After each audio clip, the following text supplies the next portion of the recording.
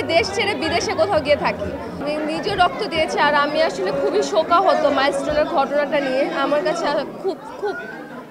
খুবই মর্মাহত। মানে গিয়ে হেল্প না করে যদি সবাই ভিডিও করে তাহলে আসলে হেল্পটা করবে কি? এটা পাবলিকের কাছে যাবে, ওরা এটা সিরিয়াসলি নেবে, এটাই একটা বড় ব্যাপার।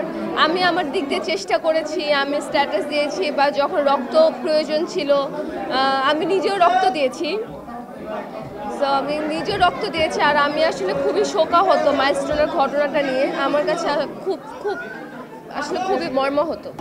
আমার আসলে বলার ভাষা নেই। মানে কি বলবো, বাংলাদেশে বাস করি কিন্তু বাংলাদেশের মানুষজনই যদি এরকম হয় তাহলে আসলে এই দেশে থাকার ইচ্ছাটাই থাকে না। মানে মনে হয় দেশ ছেড়ে বিদেশে কোথাও গিয়ে থাকি।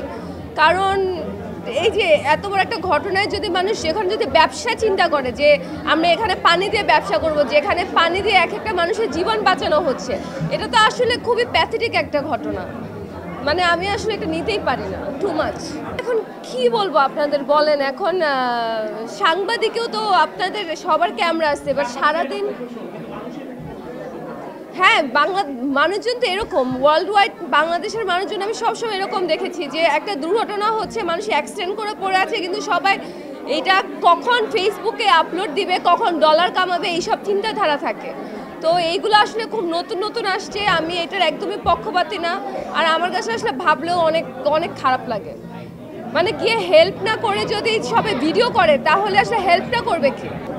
আমি যদি আসলে সরকারি কোনো পদে থাকতাম আমি ওদের সবাইকে সিজ করে দিতাম, ওদের ফোন নিয়ে নিতাম, অ্যান্ড আমি আসলে কোনো একটা মানে কিছু একটা রাখতাম যে কোনো একটা ধারায় ওদের ফেলে দিতাম।